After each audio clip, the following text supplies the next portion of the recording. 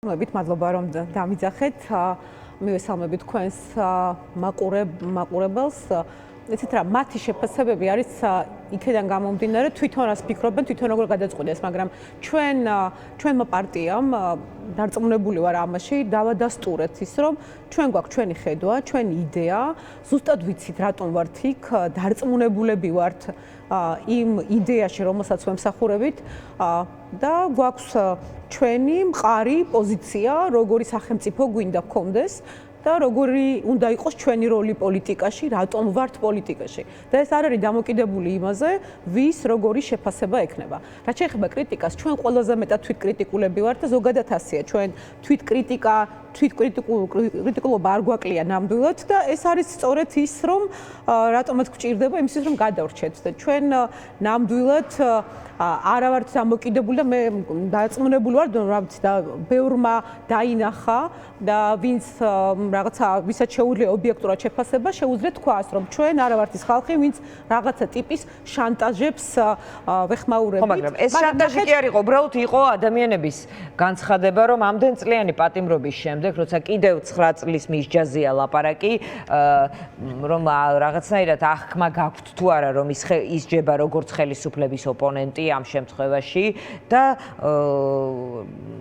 რაღაცნაირად ასევე არ გაქვთ იმის აღქმა, რომ თქვენ ყველანი მოგწონთ თუ არა ერთმანეთი რაღაც ერთიანი ოპოზიციური ფრონტის ნაწილები ხართ. მე ვცდილობ გადმოვთარგმნო, ან მოგიყვეთ ის განწყობა, რომელიც არის მესმის, კი, არა მხოლოდ სოციალურ ქსელში, თორემ უამრავჯერ გამხდარ თავდასხმის ობიექტი, დღიდან დაარსების და ეს პარტია არის თავდასხმის ობიექტი და უამრავი ბრალდება მოგვისმენია ყველა მხრიდან, არა მხოლოდ ეგრეთ წოდებული ხელისუფლების მხრიდან, არამედ ასევე დანარჩენი ოპოზიციური ფლანგის მხრიდან ერთნი კოცებს გვეძახიან, მეორენი ნაცებს გვეძახიან. ეს ახალი არ არის ჩვენთვის, ამიტომ არაფერი განსაკუთრებული არ ყოფილა და ის რაც ეხლა ნათია მეზრიშვილის წინააღმდეგ ძალიან საინტერესო იყო, რომ ნაცმოძრაობის მომხრეები, რომ მის კომპრომატად იმას ასახელებდა, რომ აი ჩვენ დროს ხომ მუშაობდა პროკურატურაში, საკუთარი თავი მიეჩნიათ კომპრომატად, ასე უცნაური შეფასებები იყო.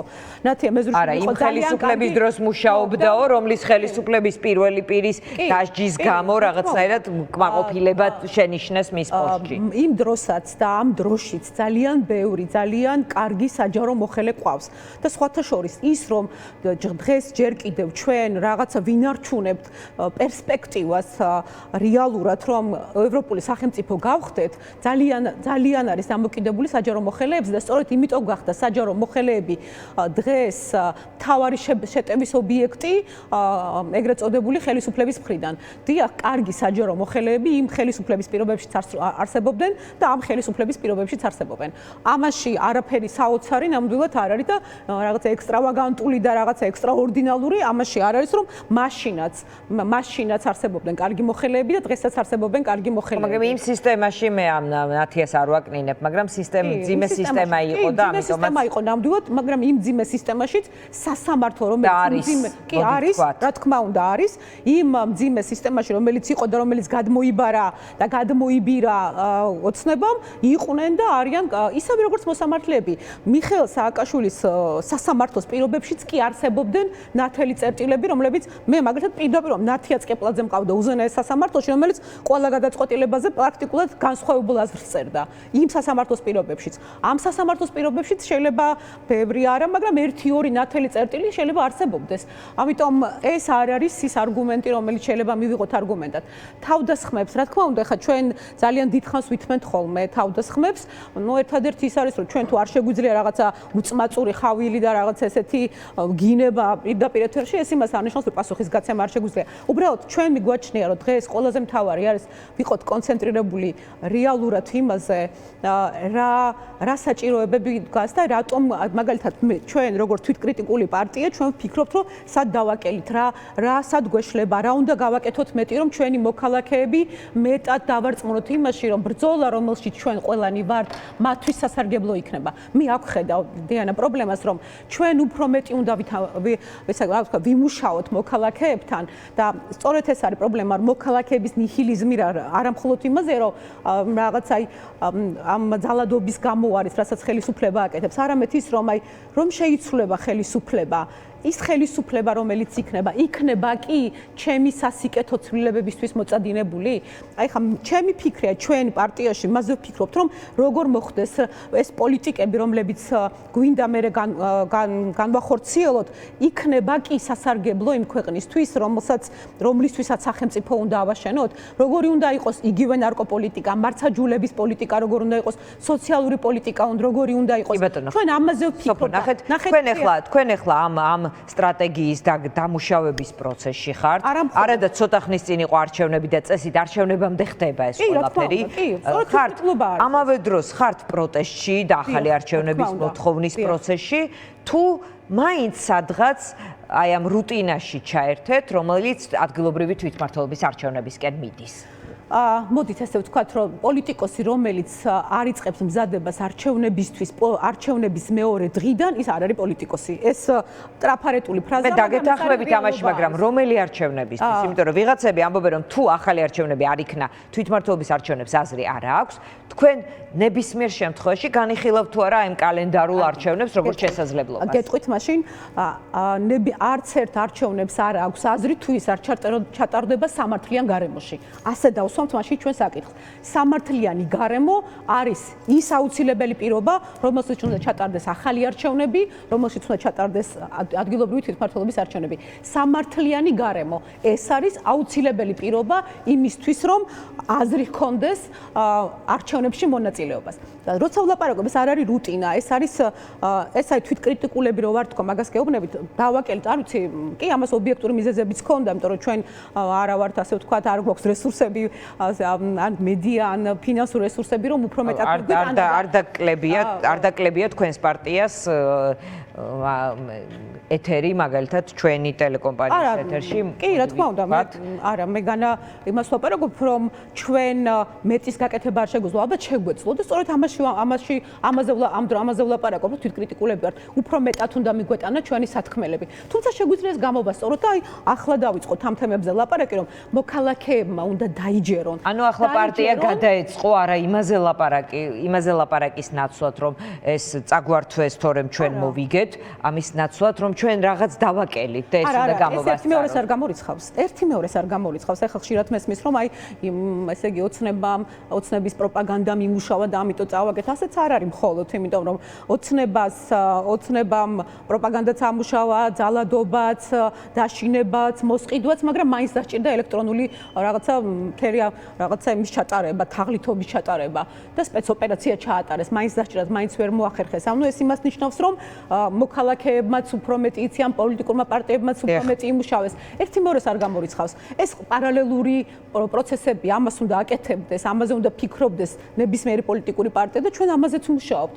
იმაზე, რომ გაცილებით მოქალაქეებმა დაიჯერონ და მეტად მოინდომონ ამ პროტესტში მონაწილეობა, რომ კი მე ახლა ამ წნეხს რეჟიმის გაუძლებ, იმიტომ რომ შემდეგ აუცილებლად მექნება უკეთესი სახელმწიფო. როცა ვლაპარაკობ, რომ სისტემა უნდა დაინგრეს, როგორ სისტემას ვაშენებ, რა სისტემას ვთავაზობ, მე როგორ მივდივართ ამ სისტემამდე, როგორი უნდა იყოს ეს სისტემა. რა ილია ჭავჭავაძის დროიდელი ამბავია 150 წლის წინ თარგმნიდა ევროპელი ნათელი თავების რაღაცა ნაღვაწ და სტატიებს, რომ მოეტანა ევროპა საქართველოში. და იქაც იყო ესეთი რაღაც, რომ პლებისციტი რა არის, ერი რა არის პლებისციტი, ყოველ დღე შენ თავს კითხო, ვინ ხარ, რა ხარ, როგორი ხარ. ამას ვლაპარაკობ, როგორი სახელმწიფო უნდა ავაშენო, დღეს როგორი ვარ, ხვალ როგორი უნდა ვიყო, რა არის ის იდეა, რისთვისაც აქ ვართ. ეს არის ძალიან მნიშვნელოვანი ჩვენთვის. თუმცა ახლა თვითმმართველობის არჩევნებისთვის ემზადებიან, ახლა გეტყვით, ძალიან საინტერესოდ როგორ ემზადებიან. ახლა მე ხვალ ახალციხეში მივდივარ, მოქალაქეებსაც ხვდები. აი ახლა დადიან სოფლის პროგრამების დამტკიცება მიდის და ნახეთ როგორ ხდება ძირითადად, რომ თავისიანები გამოჰყავთ და იმ იმას არჩევენ, რაც იმ კონკრეტულ შემთხვევაში მუნიციპალიტეტის ხელმძღვანელობას აწყობს და უნდა რეალურად ესეთ რაღაცას აკეთებენ. მაგრამ ჩვენ უნდა ვიყოთ ყოველდღიურ კონტაქტზე ჩვენს მოქალაქეებთან. ჩვენი დღის წესრიგი უნდა გქონდეს. ის რომ ჩვენ ძევლების გათავისუფლებას ვითხოვთ, ის რომ ის არჩევნები იყო გაყალბებული, ის არჩევნები არ იყო, ამ ხელისუფლებას ლეგიტიმაცია არ უნდა გქონდეს, ეს დღის წესრიგი არის. მაგრამ ამის პარალელურად ეს ყველაფერი ამას დაეხმარება მხოლოდ. ის როცა მეკითხებია რა გავაკეთოთ იმისთვის რომ მეტი ხალხი შემოუერთდეს პროტესტს, ეს არის ერთ-ერთი თუნდაც ვთქვათ ტაქტიკა, რომ უფრო მეტმა ადამიანმა დაიჯეროს, რომ თქვენი ხალხი, ვინც ახლა იქ იბრძვით არა სკამებისთვის, არამედ იმისთვის, რომ სხვა სისტემა მომიტანოთ, სხვა სახელმწიფო მომიტანოთ. როგორი აი ეს არის ყველაზე მთავარი და განსხვავებაც უნდა ვაჩვენოთ. დღეს როდესაც ეგრეთ პარალელურად მე მაყურებელს ვეთყვი, რომ ველოდებით პრესკონფერენციის დაწყებას, რომელსაც პირდაპირ ეთერში თქვა თავარ ფრაგმენტებს შევთავაზებთ მაყურებელს, იმიტომ რომ კიდევ ერთხელ ავხსენი რა კონტექსტი, რომელმაც სხვა ტიპის მოლოდინები გააჩინა, რა სიტყვის ვლადიმერ პუტინი.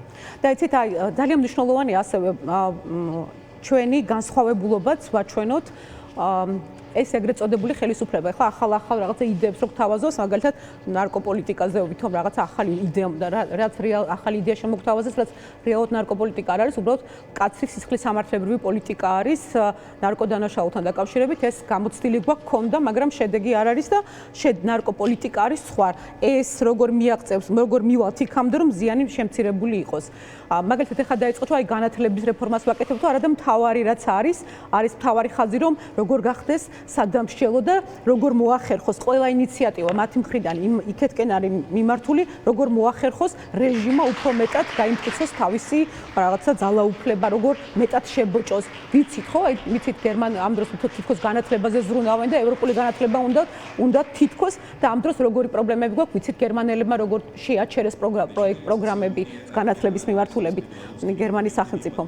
და ეს ჩვენ უნდა ვაჩვენოთ მოქალაქეებს, რითი განსხვავდებით მათგან.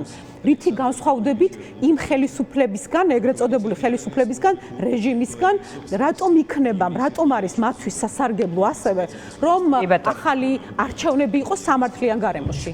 კი ბატონო, სოფო, დაგემშვიდობებით, მადლობა და მოусმინოთ რამდენიმე ფრაგმენტი